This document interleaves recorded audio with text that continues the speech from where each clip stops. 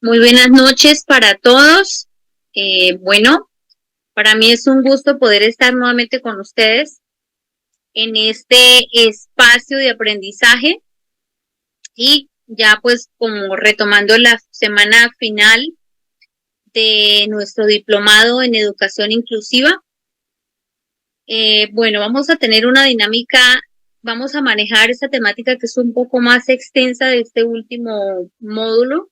Lo vamos a manejar en dos partes, a raíz precisamente de que es más extensa y requiere pues un poco más de tiempo, eh, pero igual pues aquí vamos a estar trabajando y ustedes podrán tener luego tener el acceso a la información, a la grabación y a lo demás. Vamos a continuar entonces con este diplomado. La temática que vamos a trabajar hoy es una temática que personalmente me encanta mucho, porque es otra manera de ver el proceso de inclusión y es otra manera de ver, digamos, la diversidad funcional. Es otra manera de poder interpretar y encontrarle como esos ajustes y esas situaciones que se requieren para que haya un proceso de inclusión pues pertinente. Entonces, hoy vamos a trabajar acerca, este módulo 6 se llama Inteligencias Múltiples, Psicología Positiva y la Escuela Inclusiva. Vamos a aprender un poco cómo se relacionan estas temáticas, esos conceptos, digamos que muy afianzados desde la psicología, desde las ciencias sociales, y cómo podemos fusionar esto con las ciencias de la educación y ponerlo como en un escenario, en un contexto donde esto sea funcional, donde nos permita tener pues garantías y ventajas en la educación y en lo que tiene que ver con la inclusión de aquellos que tienen algún tipo de barrera para el aprendizaje y la participación. Entonces, con este tema vamos a ir avanzando y vamos a hablar acerca un poco de lo que es esto de digamos, de las teorías de las inteligencias múltiples. Entonces, aquí en pantalla ustedes van a ir como encontrando información. De pronto no vamos a leer al pie de la letra todo el contexto, pero vamos a resaltar las ideas principales. Como por ejemplo, ¿de dónde surge estas teorías de las inteligencias múltiples? Bien, pues surgen de un psicólogo experto en ciencias de la educación llamado Howard Gardner en 1983. Como podemos ver, es una teoría relativamente fresca o nueva, y que está precisamente asociada a lo que tiene que ver con los contextos en temas de educación. Es otra manera de ver lo que tiene que ver con la educación. Entonces, ¿qué fue lo que Gardner nos quiso como exponer en su teoría de las inteligencias múltiples? Bueno, él decía que existen varios tipos de inteligencias y que estaban asociadas a las diferentes capacidades que cada persona tenía. En otras palabras, él estaba diciendo que cada individuo tiene ciertos tipos de inteligencia diferentes. Aquí es importante hacer como una puesta en perspectiva, ¿no? Nuestro sistema de educación a nivel general, no solo en Colombia, sino en otras esferas de la educación a nivel internacional, resalta muchas veces como inteligencia a aquellas asociadas a los conceptos lógicos, cuánticos, numéricos, matemáticos, en fin. Si alguien punteaba, porque digamos que la necesidad de Gardner de presentar esta teoría está basada en el hecho de que todos los tests y todas las herramientas aplicadas para medir inteligencia estaban basadas pues en esos conceptos numéricos y cuánticos, y muchas veces ese coeficiente intelectual era marcado por cuánto podía saber o conocer en esa área. Entonces encontrábamos a personalidades, digamos, muy sobresalientes, pero que cuando se les aplicaba este test de inteligencia, digámoslo así, en el contexto de lo cuántico, lo lógico, lo numérico, pues no se destacaban mucho. Desde otra manera de decirlo, es como que no era justo la manera como se le estaba calificando o como se le estaba haciendo ese análisis a la capacidad cognitiva que alguien tenía, a su capacidad intelectual. De allí surge entonces la idea de Gardner de desarrollar una teoría que luego precisamente fue tomando más fuerza a medida que se hicieron las diferentes investigaciones, los trabajos correspondientes en áreas de neurología, donde se estudió un poco más el funcionamiento cerebral, y se encontró que efectivamente el cerebro, que es el órgano más grande y más importante que tiene el cuerpo y el del ser humano, está pues estructurado de manera diferente entre un individuo y otro, aunque poseemos las mismas características quizás físicas y asociadas al funcionamiento biológico, pues no todas, digamos hablando del área cerebral, no todas esas partes o esas estructuras cerebrales funcionaban igual entre los individuos, sino que posiblemente entre uno y otro había diferencias. A raíz de esto, pues la teoría de las inteligencias de Gardner, de las múltiples inteligencias de Gardner, ha sido reconocido y ha sido aceptado y validado, y en el campo de la educación ha sido una herramienta fantástica para entender un poco más lo que tiene que ver en cómo aprenden los individuos, cómo es que cada persona puede tener diferentes capacidades y cómo podemos acercarnos a él a través de esas diferentes inteligencias. Entonces, él destaca 8 tipos de inteligencias y dice que se destacan digamos, utilizando diferentes zonas del cerebro, ya que en todas las personas el cerebro no funciona de la misma manera. Por eso cuando hablamos de que hay un trastorno neurológico, pues estamos diciendo que hay ciertas partes o conexiones cerebrales que están siendo más o menos usadas, o están más o menos afectadas, o que en determinado lugar de nuestros hemisferios cerebrales hay determinadas situaciones. Entonces, esto es lo que nos dice, digamos, hasta aquí la teoría de Gardner.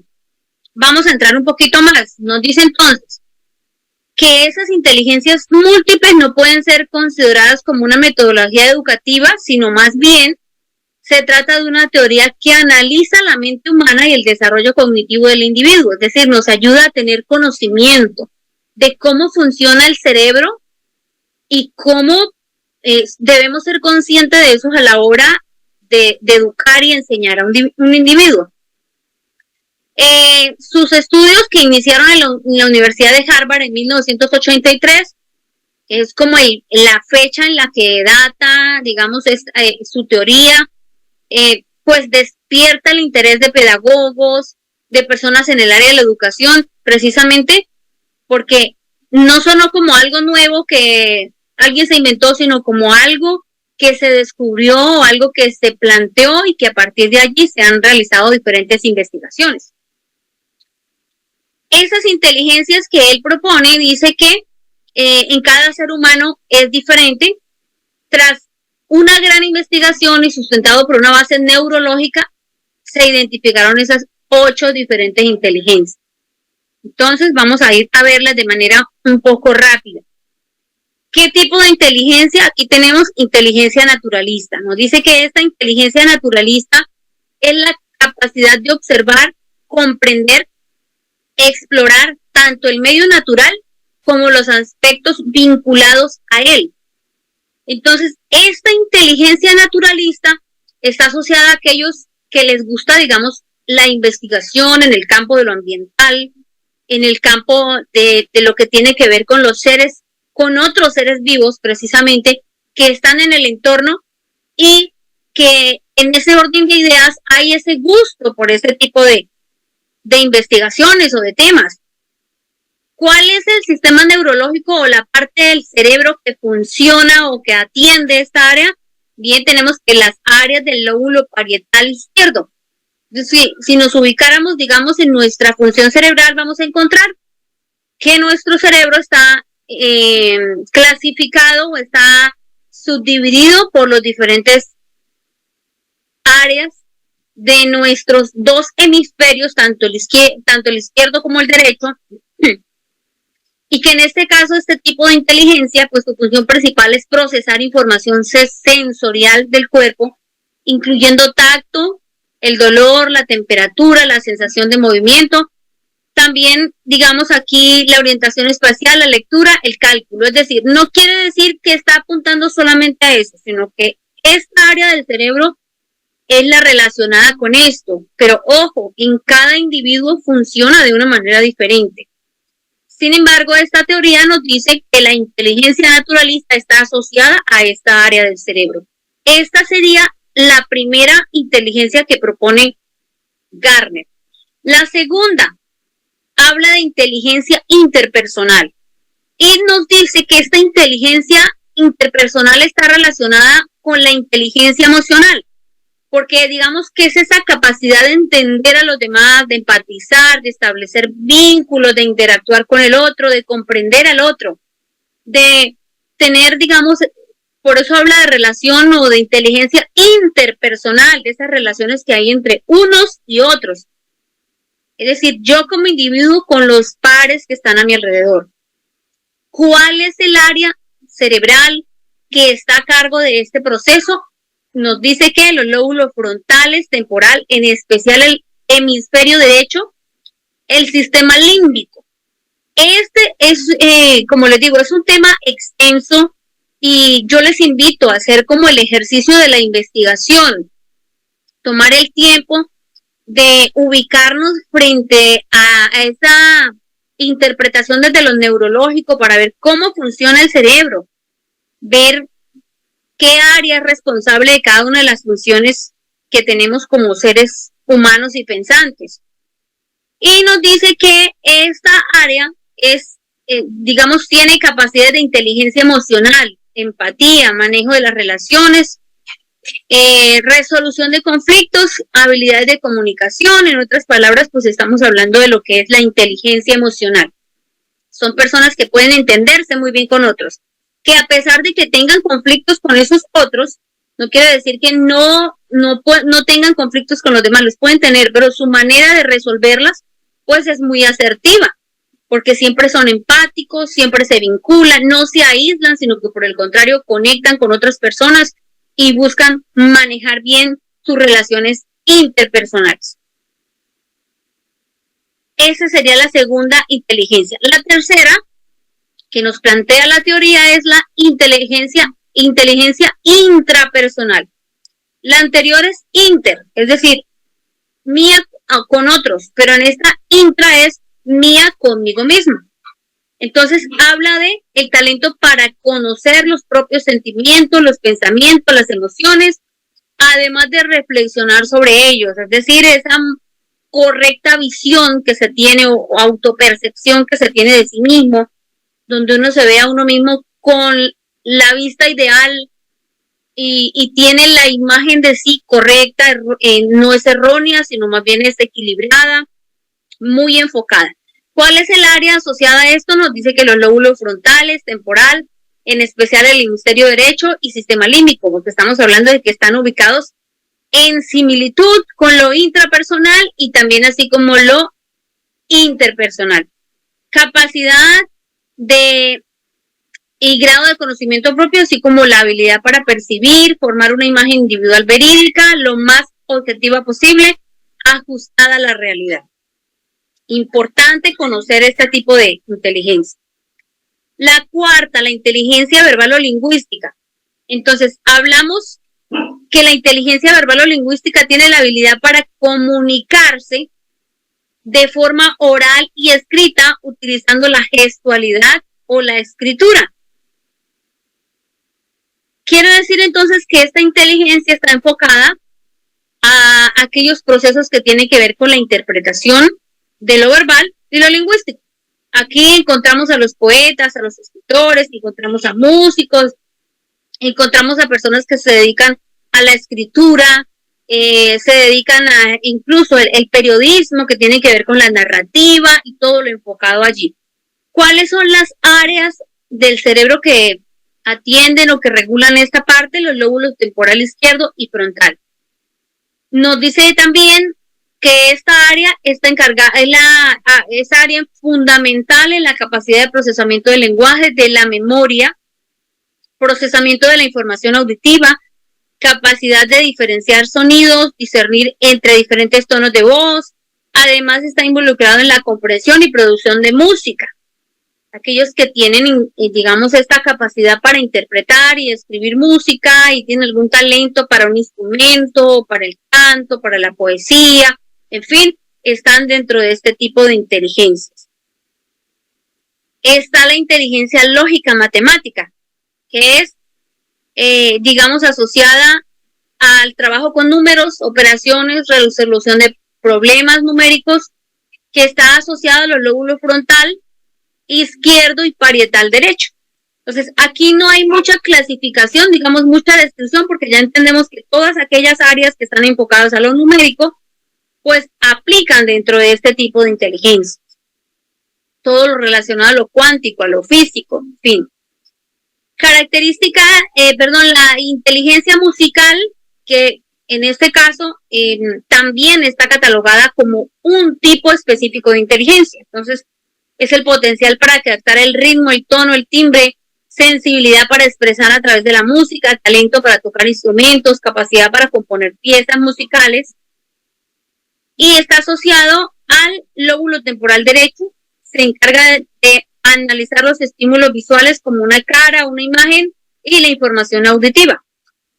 Cabe decir aquí que a veces hay quienes quieren entrar en la música y hay pues esas barreras, digamos, esos limitantes para hacerlo, y hay otros que sin hacer mucho esfuerzo sencillamente tienen fluidez en el campo musical. Quiere decir entonces que este cuenta con ese tipo de inteligencia natural, porque precisamente se caracteriza porque si posee ese tipo de inteligencia es porque es natural, no es algo forzado, sino que es algo que está en la composición de la persona. Y por eso, lógicamente, pues es más fácil hacerlo para el que tiene la inteligencia. La séptima dice que es la inteligencia visual espacial, entonces facilidad para el espacio físico, las imágenes mentales, para el sentido de la orientación. Aquellas personas que están en la arquitectura, digamos, en el diseño de interiores, lo que tiene que ver con la parte organizativa de espacios en sí, organizaciones de imágenes, la fotografía, la pintura, en fin.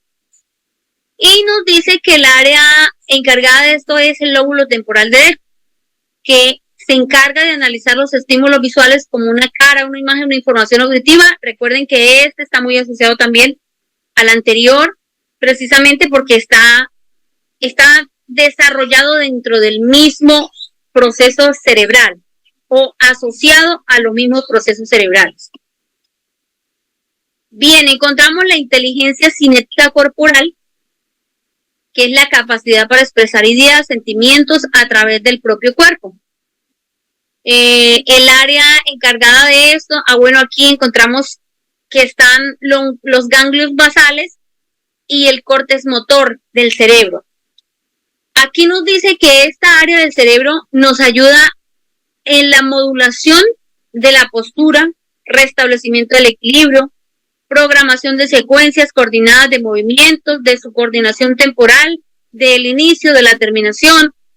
Esta actividad o esta inteligencia, pues como lo podemos ver, está asociada a los futbolistas, a los deportistas, a los bailarines, a aquellos que usan su cuerpo físico como medio de expresión. Las artes escénicas, por ejemplo, podríamos decir ahí como para dar un ejemplo. Y aquí encontramos estas 8 inteligencias planteadas por Gard. Ninguna está separada de la otra, tampoco quiere decir que si este tiene una sola y no tiene más, no. Cada persona puede tener diferentes, puede ser que sea lógico, matemático, también sea bueno en la parte corporal, puede ser que también sea buen músico y tenga buena habilidad para la cuántica o tiene habilidad para las letras, en fin. No necesariamente quiere decir que tiene una sola inteligencia, sino que estos son los tipos que propone Garner y que lo que nos quiere decir es que si no soy bueno en una, por lo menos en otras de las que se proponen, sí lo soy. Hay que hacer un ejercicio de autoconocimiento para saber, pues, cuál es esa inteligencia que tenemos. ¿Por qué es tan importante hacer ese ejercicio de autoconocimiento, pero también de conocimiento del otro? Porque cuando estamos en un aula de clase, debemos reconocer que tenemos allí un grupo de individuos que todos tienen diferentes capacidades, sean cerebros típicos o cerebros neuroatípicos, todos tienen diferentes capacidades y todos tienen diferentes tipos de inteligencia. Entonces, cuando yo soy docente en una aula de clase, yo debo tomar la tarea de conocer a mis estudiantes para saber. ¿Por qué? Porque lógicamente necesito conocer y saber cómo voy a trabajar con él de acuerdo a esas capacidades que él sí tiene. Vamos a seguir avanzando porque aquí vamos a encontrar otras cositas más. Por ejemplo, Garner define la inteligencia como digamos, asociada, o en este caso, en armonía con la propuesta de la inteligencia emocional que maneja Daniel Goleman, donde él dice que tanto las emociones son importantes como la cognición a la hora de tomar decisiones. Es decir, en el campo académico es inteligente el que es muy bueno reteniendo información, escribiendo, haciendo diferentes procesos, así como el que sabe tomar decisiones personales y manejar su vida a la hora de desarrollarse como individuo en un campo. Entonces, reconociendo, lo que él nos dice acá, reconociendo que los impulsos y las pasiones en ocasiones aplastan el papel de la razón, porque hay un juego entre la razón y la emoción. Pues allí es donde el equilibrio precisamente de esa capacidad de inteligencia o de esta propuesta de la inteligencia emocional como la inteligencia en las diferentes áreas forman el individuo correcto, forman a una persona que es funcional socialmente. Asociado a esto encontramos también un concepto muy interesante y es la propuesta de psicología positiva de Martin Seligman. Martin Seligman, que también precisamente viene a ser alguien asociado al campo de la investigación y asociado al campo de lo que tiene que ver con la búsqueda del bienestar social o el bienestar personal, la autorrealización, lo que tiene que ver con la búsqueda de la felicidad del individuo, propone un nuevo enfoque de la psicología para poder comprender al ser humano. ¿Qué es lo que Seligman dice? Seligman dice que tradicionalmente la psicología se ha encargado del estudio de los trastornos, de las patologías y, digámoslo así, de todas esas áreas no funcionales que tiene un ser humano. En otras palabras, tal vez lo que podríamos llamar aquellas cosas negativas que puede tener cada ser humano. Y nos enfocamos en ello para corregirlo. Pero él propone y dice, ¿y por qué no proponemos una psicología que no solo vea lo negativo, sino que también vea lo positivo que hay en esa persona? Quiero aclarar que la psicología positiva como tal no tiene nada que ver con positivismo, de declaraciones de cosas, de que yo confieso esto, no tiene nada que ver con eso. La psicología positiva es como decir, si siempre nos hemos enfocado en lo malo que alguien tiene, en los errores que alguien tiene, en los trastornos, las patologías que alguien tiene, pues vamos a enfocarnos un poco más también en esas cosas positivas que sí tiene. En esas, él le llama rasgos positivos, él le llama emociones positivas, él le llama organizaciones positivas, y en los últimos años un nuevo autor, Peterson, pues incluye las relaciones positivas. Y allí nos habla dentro de su teoría que existen fortalezas en una persona, así como existen una serie de debilidades o de cosas que no son tal vez muy bien aceptadas. También existen fortalezas de carácter, como la empatía, la resiliencia, la valentía. ¿Por qué no enfocarnos entonces en, digamos, explorar y potenciar esas habilidades positivas que tiene el ser humano? Complementario a esto, pues también se suma la teoría humanista, el enfoque humanista de Abraham Maslow, que nos propone desde su enfoque una jerarquía de necesidades donde nos explica por qué el ser humano muchas veces no se siente realizado y no puede fluir en sociedad o consigo mismo o con otros, mientras esas necesidades básicas no estén satisfechas, y él plantea esta pirámide donde nos dice que hay que encontrar precisamente ese potencial humano que hay y poderlo llevar a maximizarlo. Entonces, dentro de esta propuesta, en el campo educativo, lo que estamos diciendo es, si yo tengo en una aula de clases 20 niños, y de esos 20 niños hay niños que tienen 5, 2, 3, bueno, los que sea que estén, tienen algún tipo de discapacidad o de diversidad funcional, no me voy a enfocar en lo que él no sabe hacer. No, es que el niño no sabe leer, el niño no sabe escribir. Bueno, voy a enfocarme en lo que sí. ¿Qué sabe hacer el niño? Puede dibujar, puede hacer trazos, puede distinguir, puede señalar, puede comunicarse de otra manera. Voy a enfocarme en esas cosas que el niño sí puede hacer. Y a esas cosas que sí puedo hacer, voy a llevarlas a un máximo, a potencializarlas para que el niño también pueda aprender, aunque parezca que no aprende igual que los otros, igual él también puede aprender. Entonces, digamos, estos enfoques de la psicología nos dan como una perspectiva y nos ayudan a entender un poco más desde otro ángulo. Nos llevan a entender que una escuela inclusiva tiene que ver con mirar desde otro ángulo esas carencias que parece que no están, y ayudar también a que ese niño con esa diversidad funcional descubra en sí mismo no lo que no tiene, porque ya está, digamos, con un diagnóstico donde siempre le están diciendo lo que tiene, no que tiene un trastorno de lenguaje, que tiene una dislexia, que tiene una discapacidad de este o de aquel tipo. Ya eso es lo que sabemos que tiene. Pero ¿qué tiene que no es eso? ¿Qué es eso que sí tiene, con lo que sí cuenta, con esas habilidades sociales que sí tiene, con esas destrezas cognitivas que sí tiene, con esas, digamos, habilidades de capacidades para seguir instrucciones que sí tiene? Pues, ¿cómo podemos hacer que dentro de ese mirar desde otro ángulo podamos descubrir y podamos indagar y podamos hacer que este niño se sienta vinculado y se sienta parte del aprendizaje dentro de lo que estamos haciendo?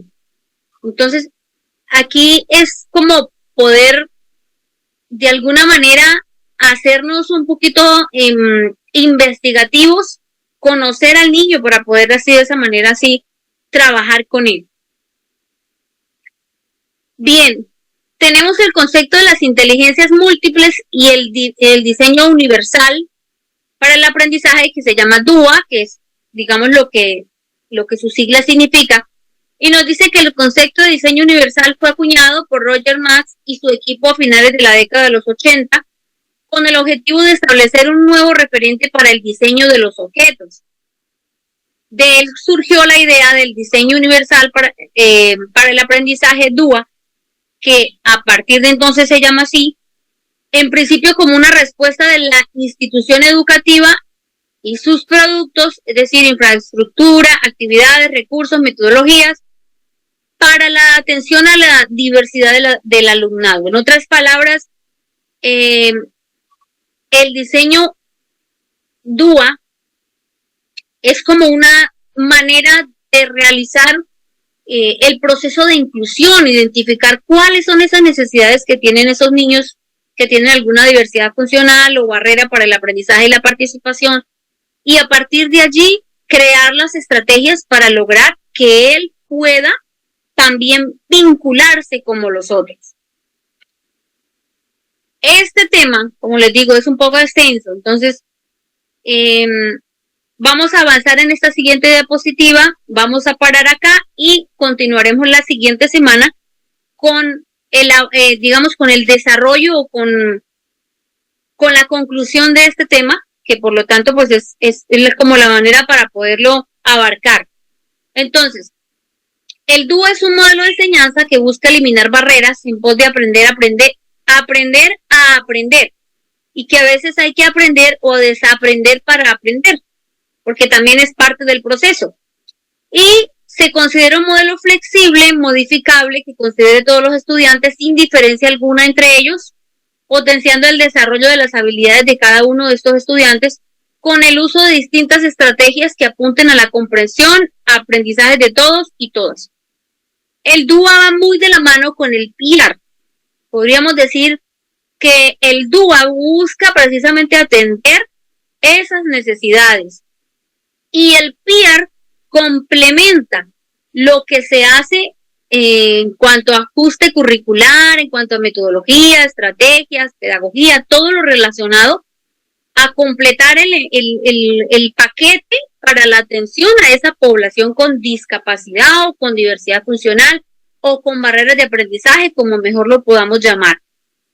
En este sentido, pues vamos a ir conociendo entonces por qué las inteligencias múltiples y este diseño de aprendizaje DUA tienen una fusión o deberían tener una fusión para poder trabajar con los niños, con los estudiantes, niños, niñas, adolescentes que estén en nuestra área de alcance o dentro de nuestra injerencia como docentes y que podamos aplicar esas herramientas y hacernos cada vez pues más efectivos, mejores en la práctica docente.